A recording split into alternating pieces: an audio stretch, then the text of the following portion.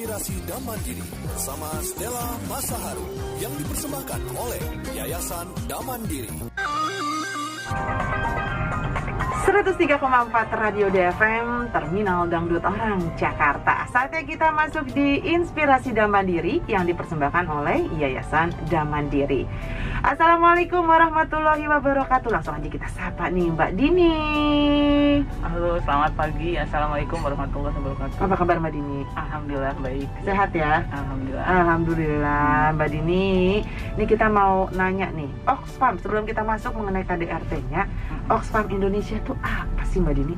Oxfam Indonesia itu adalah lembaga non pemerintah ya. Biasanya kita sering mengatakan LSM atau NGO.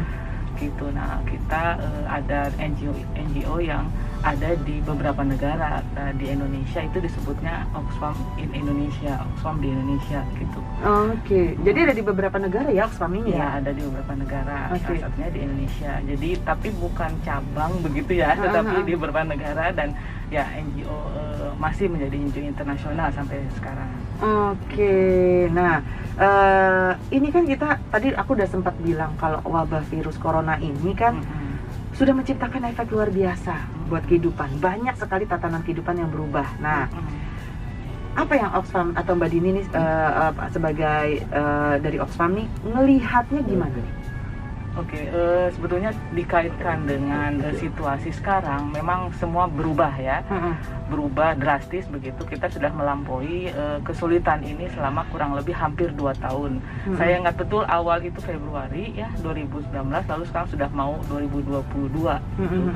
Nah, saya kira salah satu dampaknya tentu di berbagai bidang, tetapi kita bisa melihat yang paling lingkupan terkecil misalnya keluarga. Ya, karena kita ini topiknya KDRT kekerasan dalam rumah tangga begitu. Saya kira yang perlu dilihat adalah situasi kondisi di dalam keluarga yang saya kira banyak berubah. Berubahnya apa dari berbagai sisi, misalnya relasi antar keluarga, antar anggota keluarga yang mungkin berubah ya, dengan situasi yang penuh dengan ketidakpastian, lalu situasi kondisi yang penuh penderitaan begitu, lalu mungkin ekonomi juga ada di situ akibatnya, lalu juga lain-lain sebagainya. Jadi itu akan mengubah relasi antar keluarga dan kemudian mungkin akan berdampak, bisa jadi negatif, bisa jadi positif, bagaimana anggota keluarga sendiri itu menyikapi hal itu. Jadi saya kira memang ada banyak perubahan ya dalam situasi normal, situasi yang ideal begitu. Sekarang kita masuk dalam situasi yang betul-betul tidak ideal dan tidak biasa, sehingga perlu semua anggota keluarga, semua masyarakat, semua manusia perlu resilien yang tinggi saya kira untuk menyikapi situasi seperti ini. Nah, kita kan tahu nih kasus tingkat perceraian di Indonesia itu meningkat selama masa pandemi dan diikuti dengan kasus KDRT. Bener nggak sih? Bener banget Mbak. Jadi mungkin kita bisa ngomong dari data ya. Dari data yang terbaru, saya mencatat beberapa data terbaru itu, misalnya yang paling bisa kita ambil misalnya Komnas Perempuan ya. Komnas Perempuan itu Komisi Nasional Perempuan ya. Dia mencatat kasus kekerasan itu meningkat, terutama KDRT. Jadi yang tadinya itu tahun 2018 itu hanya sekitar 1.000-2.000, lalu melonjak di 2020 Desember di dalam catahunya itu melonjak hingga 4.186. Nah, ini data ini diambil dari sekitar 120 lembaga layanan, lembaga pemberi layanan di seluruh Indonesia. Jadi itu sudah nyata ya bahwa kasus ada betul.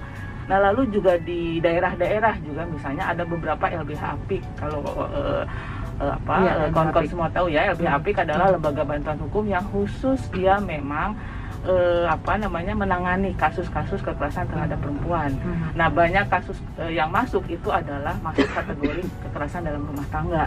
Misalnya kemarin baru saja LBH Apik Jakarta meluncurkan catatan akhir tahunnya, misalnya itu kasusnya melonjak juga.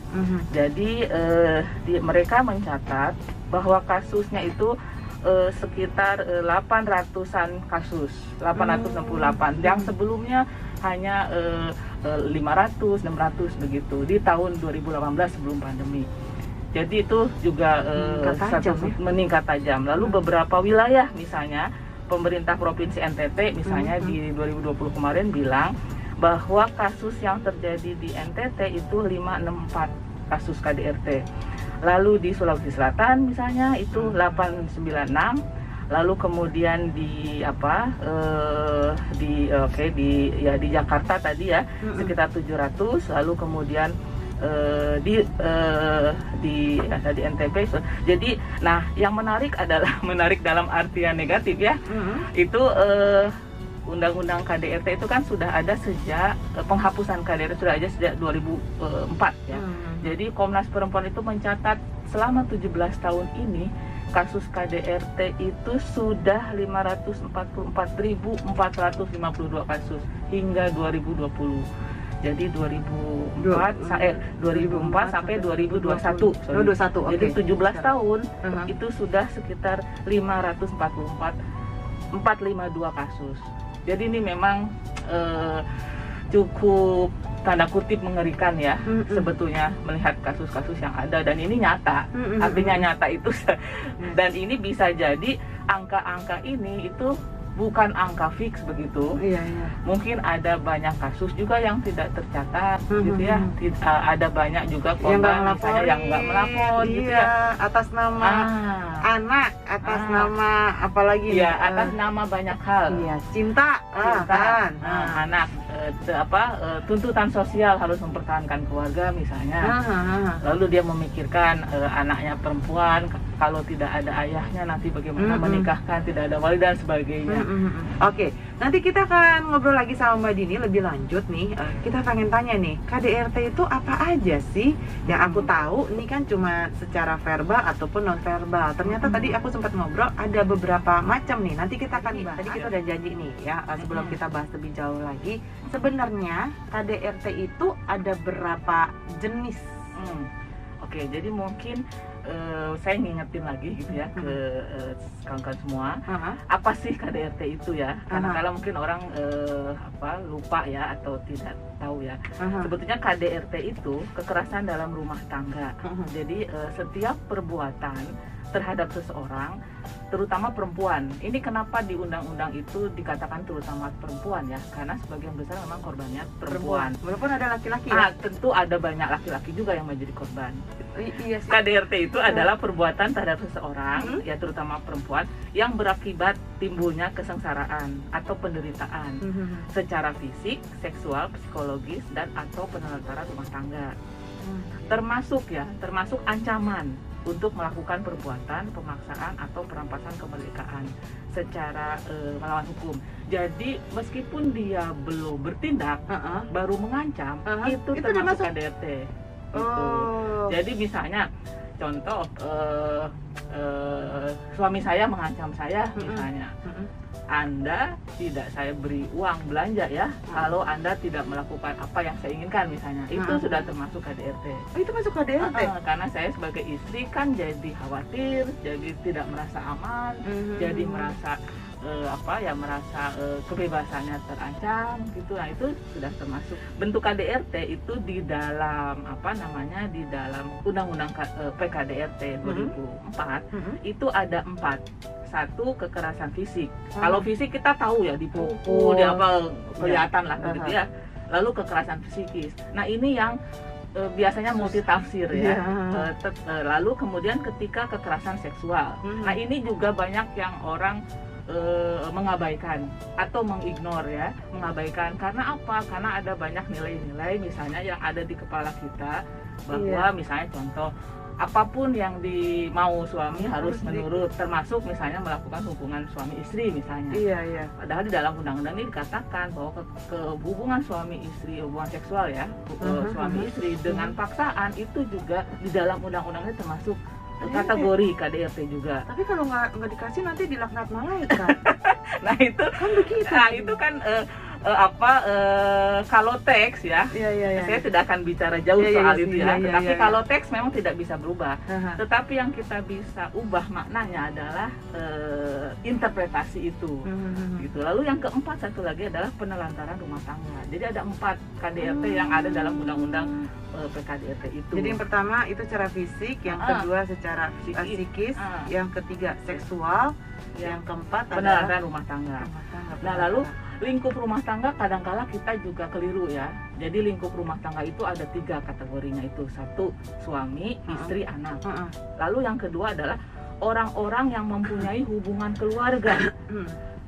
Yang hubungan keluarga yang dimaksud dengan kategori yang tadi anak. Misalnya di dalam rumah tangga kita itu ada orang tua kita, ada mertua kita, ada adik kita, suku kita yang tinggal dalam keluarga itu tuh masuk dalam luar lingkup rumah tangga. Dan satu lagi yang sering dilupakan adalah orang-orang yang bekerja, asisten rumah tangga. pekerja rumah tangga.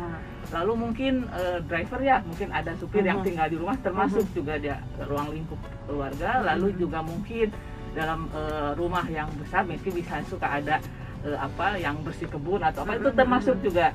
Jadi orang-orang yang ada di dalam rumah itu gitu ya. Jadi semua itu adalah lingkup keluarga yang dilindungi oleh undang-undang ini. Oke.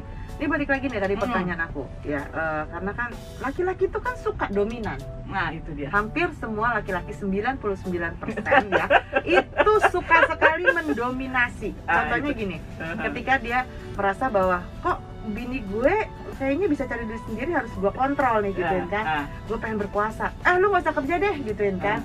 Terus udah cukup di rumah aja. Terus nggak mau si istri nggak bekerja lah gitu. Mungkin dipikir juga sudah cukup gituin kan. Cukuplah bisa gituin kan. Terus ketika tidak bekerja, si suami merasa sudah menjadi dominan. Biasanya gituin kan. Menjadi semena-mena. Bener nggak? Ini sering banget loh kejadian, aku mendengarkan gitu ya.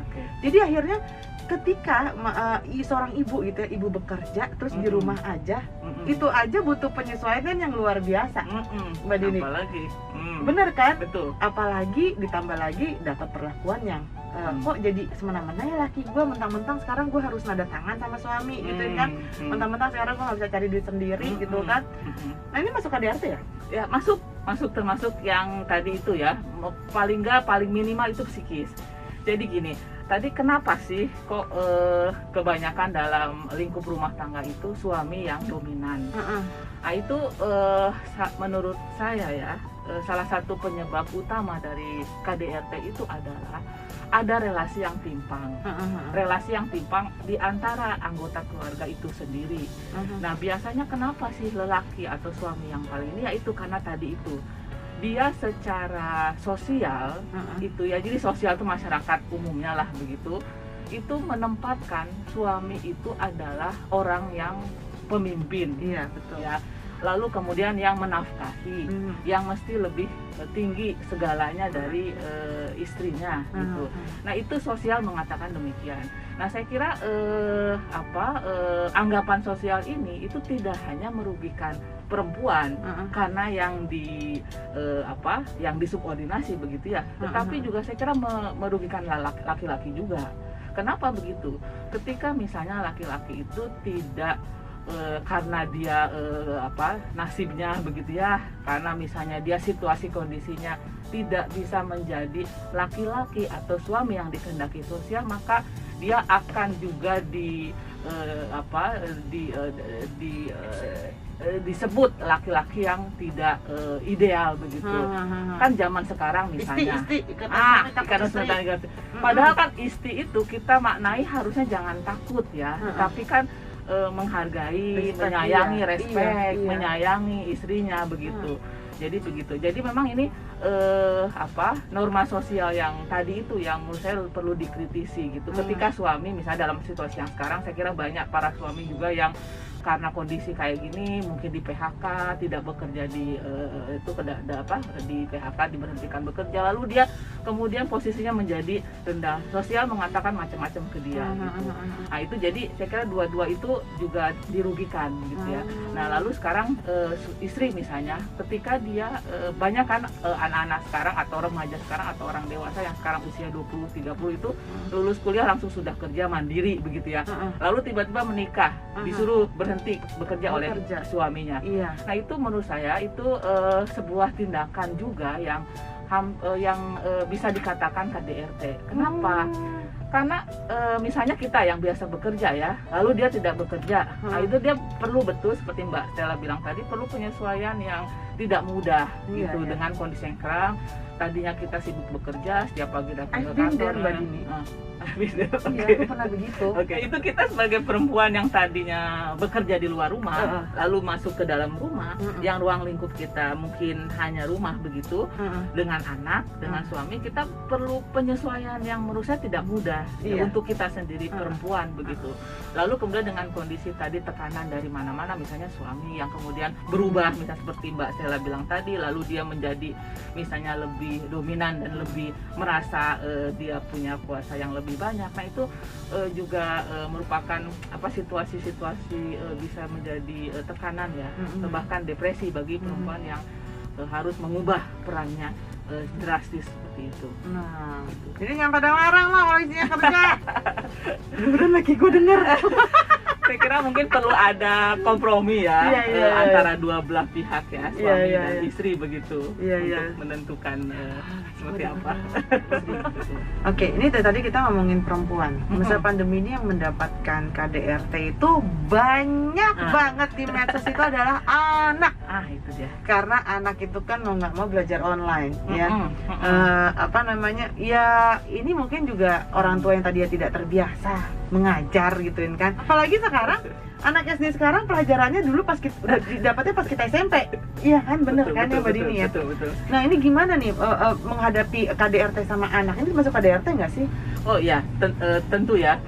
Tentu, jadi seperti yang tadi kan, ruang lingkup keluarga itu tadi kan suami, istri, anak, lalu orang-orang di dalamnya dan juga orang yang bekerja di dalamnya.